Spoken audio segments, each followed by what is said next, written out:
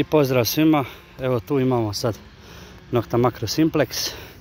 Sad ćemo da pokažemo kakve modove imamo i načine traganja. Sami načini traganja su odvisni od vas šta vi želite da koristite, što znači ako je mod za polje ne mora znači da ga morate koristiti na polju, možete ga koristiti bilo gdje. Ja sad trenutno sam na polju i koristim Park mod 1 sa 10, to jest 2 crtice diskriminacije i sa samom diskriminacijom metala na ovoj postavci tu, kao što vidite. Idemo polako kroz postavke. Modove smo rekli, imamo Field mode, to je polje, Park 1, Park 2 koji je malo brži, plaža i All metal. Na All metal ne možete isključiti željezo, ali zato možete da podešavate osjetljivost na ovome ovdje, to jest frekvenciju.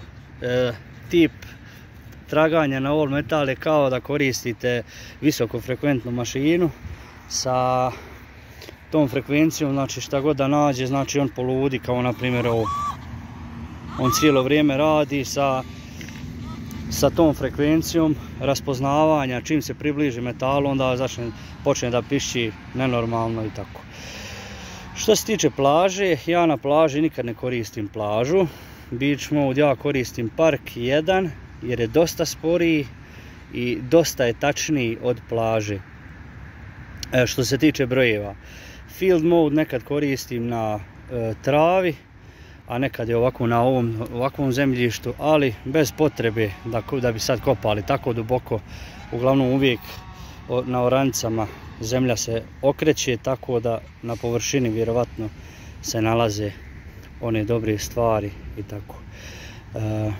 Park mode 1 smo rekli da je malo sporiji sa 2 crtice diskriminacije i naravno osjetljivost jednu crticu dole, unatoč tome što su ovdje, kao što vidite, dalekovod i dosta toga pravi smetnje.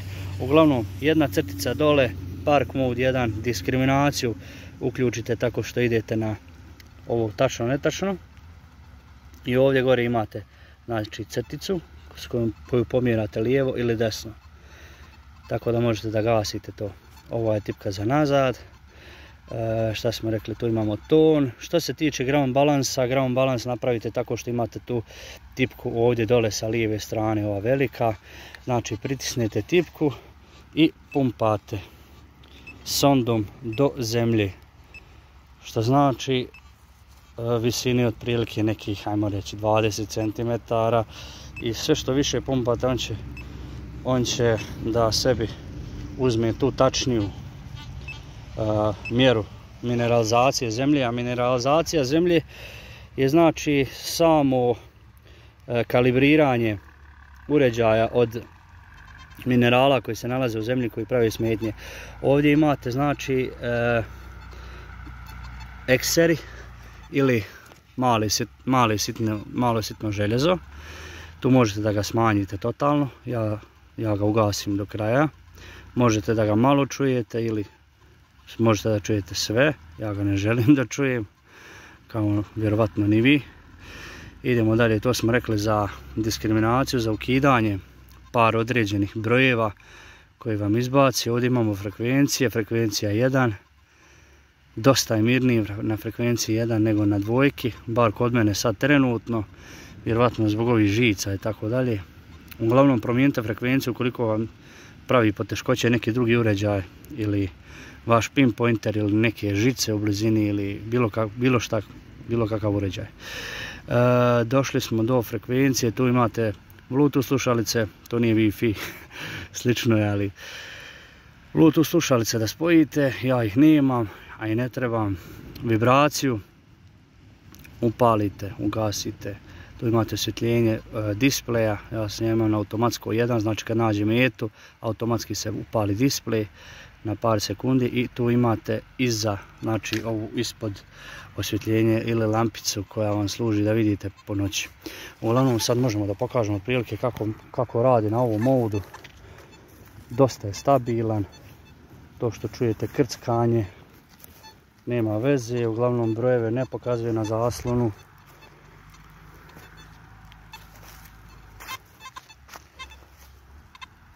Evo vidite, to je ono željezo koje on vidi, trenutno malo veće i onda kao daje taj krckavi ton koji pokaže brojeve nekad po 70, nekad 90, nekad 80, zavisi sve od oblika predmeta. Ukoliko je okrugli predmet, sigurno će da izbaci brojeve oko 60.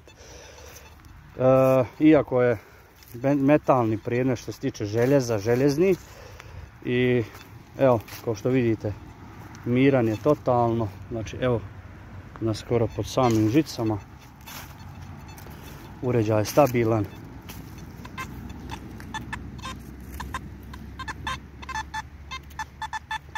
Ovo je vjerojatno više metao. 98 brojevi pokazuju da je neko hrđavo željezo, može biti neko veće, neko malo manje. Imali smo primjer da smo našli komadiće sitne eksera na broj 98 i to na velikoj dubini. To samo može Simplex. Iako je bilo ugašeno, znači željezo, ali on to vidi. Što znači da tako i vrste zlata i srebra i ostale vrste željeza može da vidi vrlo lako, što je stvarno za pohvalu. I ukoliko vas nešto više zanima o ovoj mašini, slobodno se javite, u komentar napišite šta vas zanima, ja ću da vam pokažem naravno. Mnogi su čekali dugo ovaj video, ali evo, zdvojio sam napokon vrijeme da snimim i da se okoristite i vi. Ukoliko vas zanima šta oko modova, oko traženja, oko lokacija, oko karti, bilo šta, slobodno napišite u komentar. Ja ću da snimim video i o tome ili predložite nešto šta želite da komentarišem, da snimamo, da pomognemo i ostalim koji su novi u ovom hobiju, a možda i nekim koji su duže tu, da razmijenimo iskustva, da možda nešto i mi naučimo, a i oni. Evo napokon jedan lijep signal sa više tonova, to su 92, 75, to može da bude svašta.